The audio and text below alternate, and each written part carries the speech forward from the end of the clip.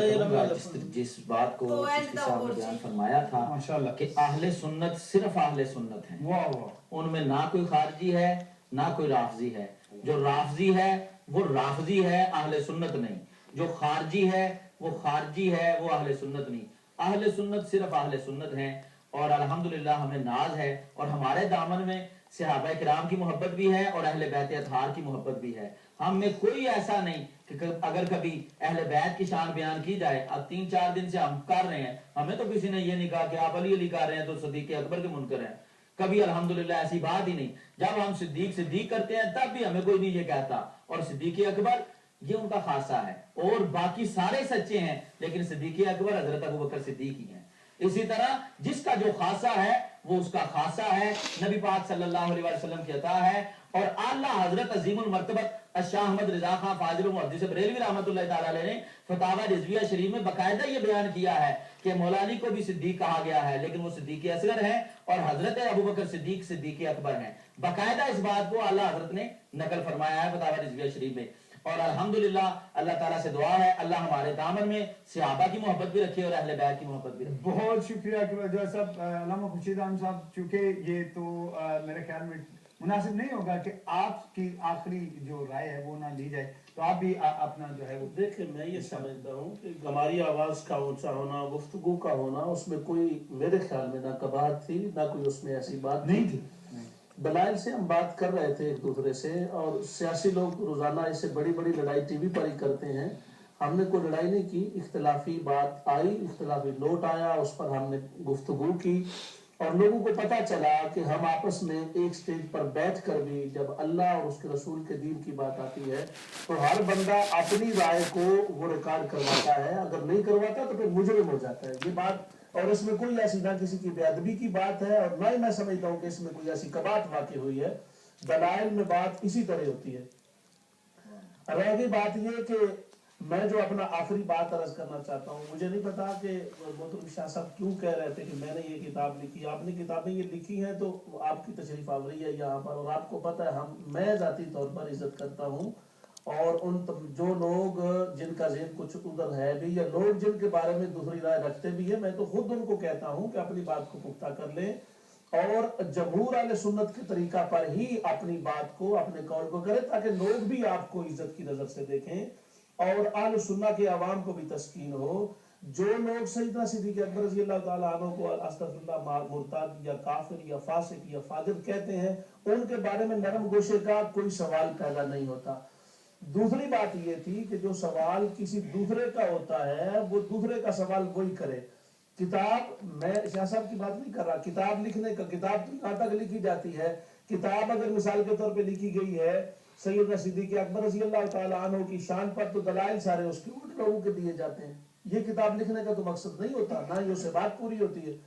رہ گئی بات یہ علامہ عینی نے سلام کے بارے میں لکھا ہے اور انہوں نے باقاعدہ طور پہ یہ لکھا. علامہ عینی کہتے ہیں امام ابو حنیفہ، امام ابو یوسف، امام محمد، امام شافعی، امام مالک اور جمہور علماء اس کو ناجائز قرار دیتے ہیں.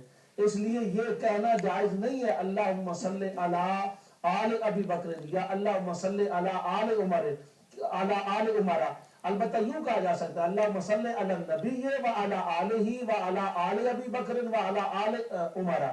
اسی طرح سے وَعَلَىٰ عَلِيًّا یا وَعَلَىٰ آلِ عَلِيٍّ، وہ اتباع میں سلام اور درود پڑھ سکتے ہیں. علامہ نووی کہتے ہیں، جمہور کی طرف سے وہ کہتے ہیں صلاۃ رسول صلی اللہ علیہ وسلم کے ساتھ خاص ہے، اگرچہ معنی کے اعتبار سے یہ دعا ہر مسلمان کے لیے جائز ہے، معنوی طور پہ ہر جائز ہے. جس طرح کے علامہ نووی کہتے ہیں عزا و جلہ، عزت والا اور جلالت والا، تو وہ کہتے ہیں حضور بھی تو عزت اور جلالت والے ہیں. یہ دونوں صفات آپ میں پائی جاتی ہیں، مگر ان کے خاص ہو گیا اللہ تبارک و تعالیٰ کے ساتھ کہ اس خصوصیت کی بنیاد پر ہم کو یہ تو تھوڑے ہی کہہ رہے ہیں علی کے ساتھ کہنا جائز نہیں ہے اور ابو بکر صدیق رضی اللہ تعالیٰ عنہ کے ساتھ کہنا جائز ہے. ہم جب یہ کہہ رہے ہیں کہ غیر نبی کے کسی کوئی بھی ہو اس کے ساتھ یہ کہنا جائز نہیں ہے اور یہ مکروہ. علامہ جوہنی نے بھی یہ فتویٰ دیا ہے، علامہ عینی کا فتویٰ یہ ہے، علامہ خواجی کا فتویٰ، تمام فقہاء نے، سیرت نگاروں نے، مفسرین نے، محدثین نے اس کو مکروہ تنزیہ کہا ہے. اور مکروہ تنزیہ میں کوئی حرج نہیں ہے، یعنی وہ اتنی بڑی کوئی سخت بات نہیں ہے کہ اس کے مقابلے میں وہ کیا جائے یا یہ سمجھا جائے کہ یہ جو بندہ بات کر رہا ہے وہ ٹھیک نہیں کر رہا. جو امت کا ہمیشہ سے تعامل ہے قولی فعلی عملی، اس بات کو کوٹ کرنا ہماری ذمہ داری ہے. اور میں یہ سمجھتا ہوں کہ جو بات ہوئی ہے اس بات میں خیر ہے, کوئی وہ لڑائی جھگڑا نہیں تھا, ہماری وہ دلائل پر مبنی گفتگو تھی.